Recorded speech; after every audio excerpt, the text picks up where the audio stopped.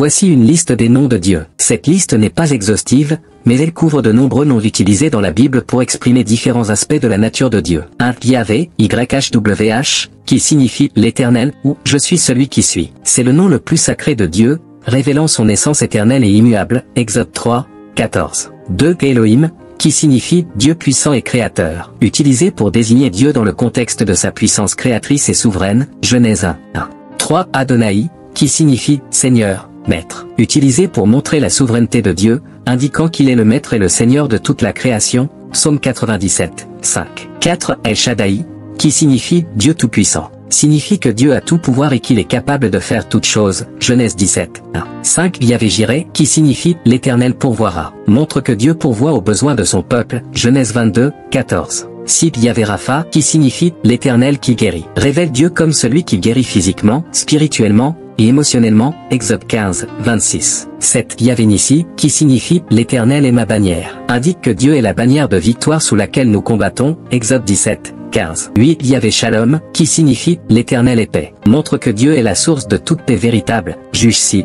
24. 9. Yahvé Roi, qui signifie l'Éternel est mon berger, décrit Dieu comme un berger qui prend soin de son peuple, Psaume 23, 1. 10. Yahvé Tzidkenu, qui signifie l'Éternel est notre justice, indique que Dieu est la source de justice et qu'il justifie son peuple, Jérémie 23, 6. 11. Yahvé Shama, qui signifie l'Éternel est ici, révèle la présence continue de Dieu avec son peuple, Ézéchiel 48, 35. 12. El Elyon, qui signifie le Très-Haut, souligne la suprématie et la majesté de Dieu au-dessus de tout, Genèse 14, 18. 13. El Olam, qui signifie Dieu éternel, indique que Dieu est éternel, sans commencement ni fin, Genèse 21, 33. 14. El Roi, qui signifie Dieu qui voit, montre que Dieu est omniscient et qu'il voit tout ce qui se passe dans nos vies, Genèse 16, 13. 15. Yahvé M'Kadesh, qui signifie l'Éternel qui vous sanctifie, révèle que Dieu sanctifie son peuple, le séparant pour un usage saint, Lévitique 20, 16. Yahvé Sabaoth, qui signifie l'Éternel des armées, décrit Dieu comme le chef des armées célestes et des forces spirituelles, 1 Samuel 1,